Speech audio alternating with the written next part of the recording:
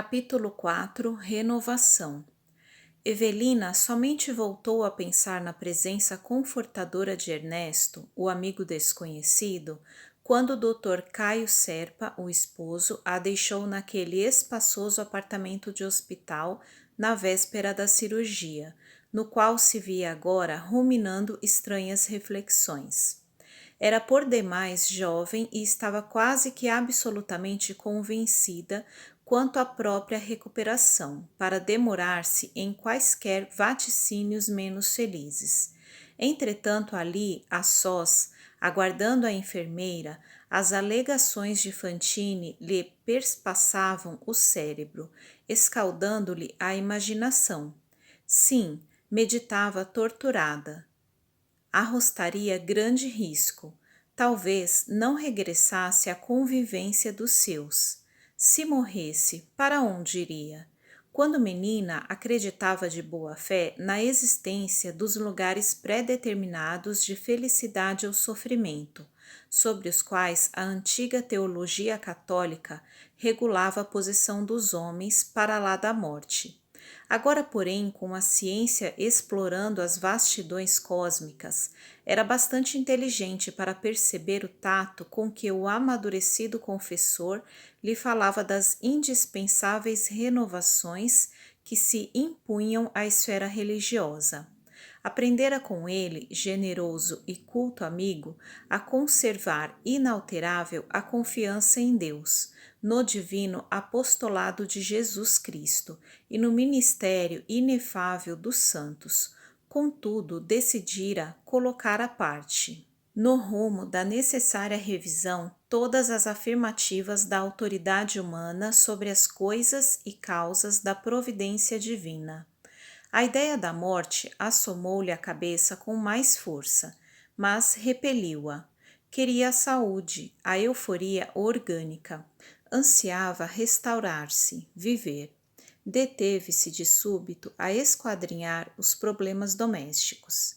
Evidentemente, atravessava escabrosa fase nas relações conjugais.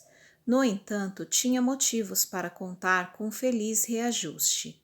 Admitia-se em plena floração dos ideais feminis.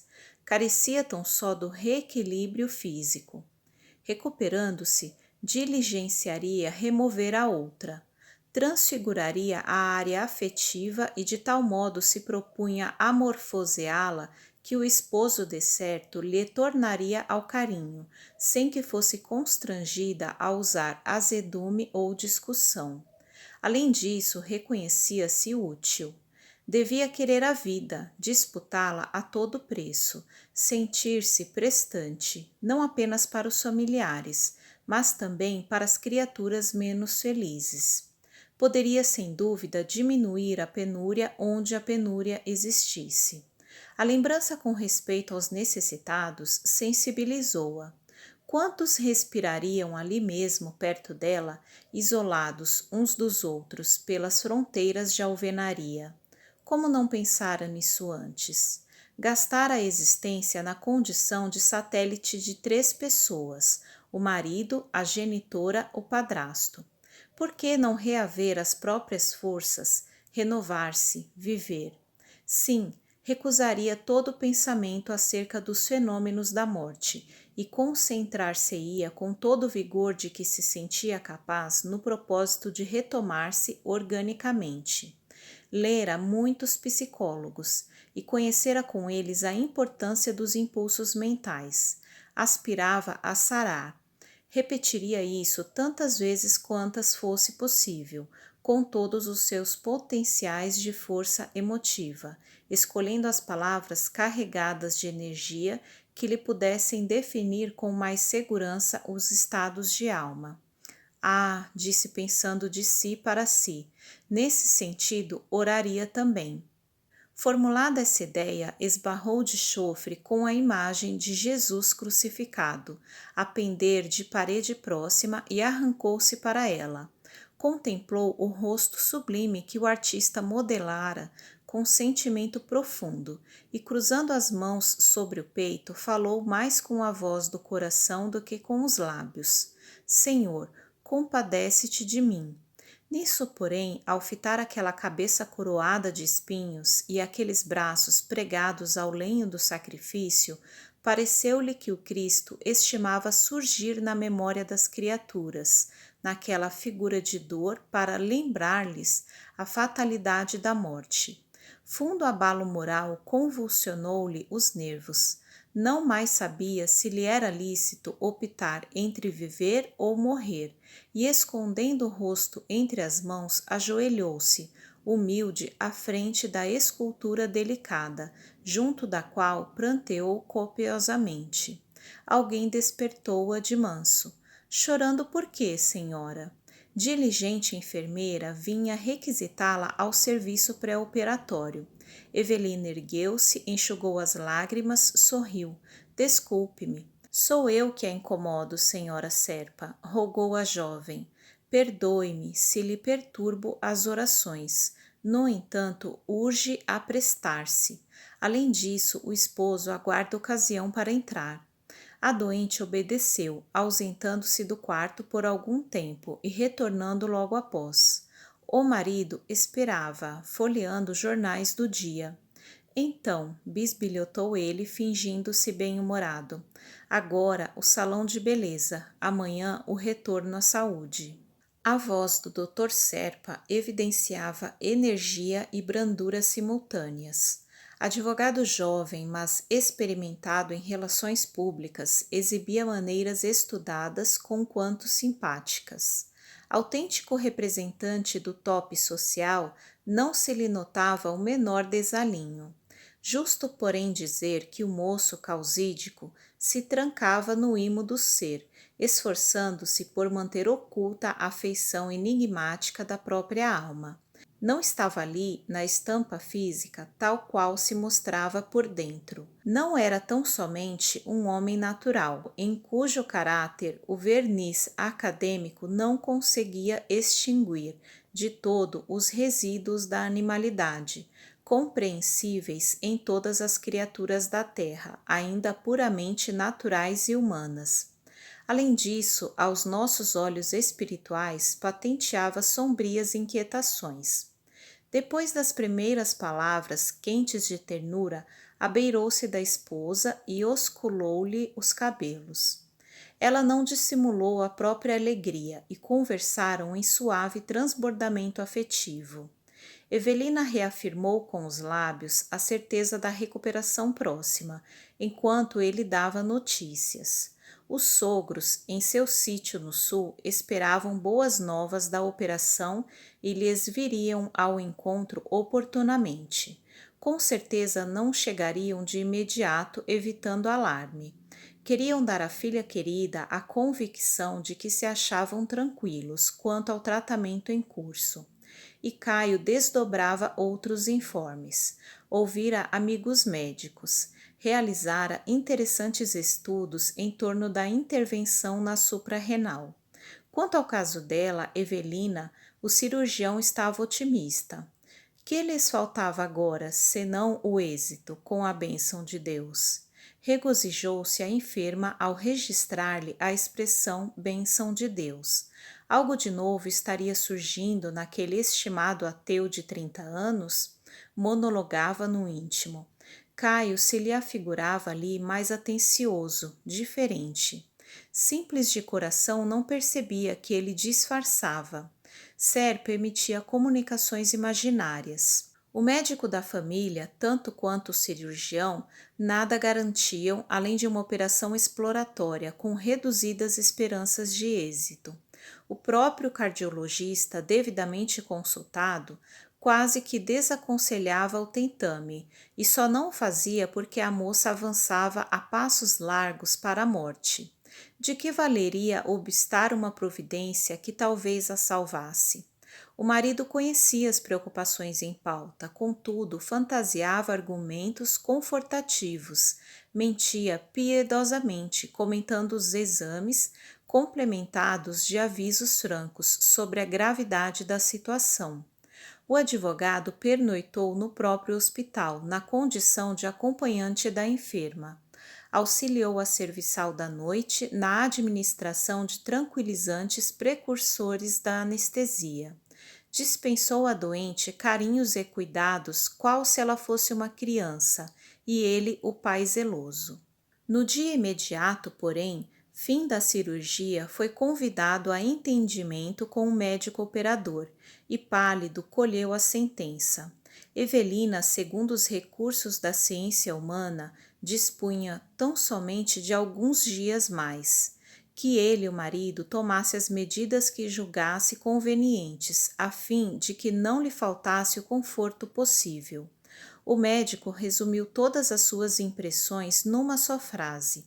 Ela parece uma rosa totalmente carcomida por agentes malignos. Caio, embora o quisesse, nada mais ouviu das doutas observações expendidas sobre neoplasmas, focos secundários, metástases e tumores que reincindiam depois da ablação. Sentia-se petrificado. Lágrimas compridas perlaram-lhe a face. Concluído o testemunho de solidariedade e ternura humanas com que foi amparado pelo cirurgião amigo, correu para junto da companheira prostrada. E durante dias e noites de paciência e ansiedade foi-lhe o irmão e o pai, o tutor e o amigo. Satisfazendo-lhe os apelos, os sogros vieram consolar a filha nos dias últimos. Dona Brígida, a genitora, e o senhor Amâncio Terra, o padrasto, proprietários de sítio próspero no sul paulista, compareceram desolados, buscando, no entanto, selecionar palavras de otimismo e sustando o choro. Embalada na rede do devotamento familiar, Evelina, aparentemente melhorada, voltou ao mundo doméstico, recolhendo mimos que desde muito tempo não recebia, concomitantemente com as crises periódicas de sufocação que a deixavam inerme. Apesar da posição melindrosa, acreditava nas opiniões lisonjeiras dos familiares e dos amigos. Aquilo passaria. Ninguém se forra às sequelas de uma operação qual a que sofrera. Que ela confiasse, orasse com fé. Após 2 semanas de calmaria e repiquetes, surgiram 6 dias de contínuo bem-estar.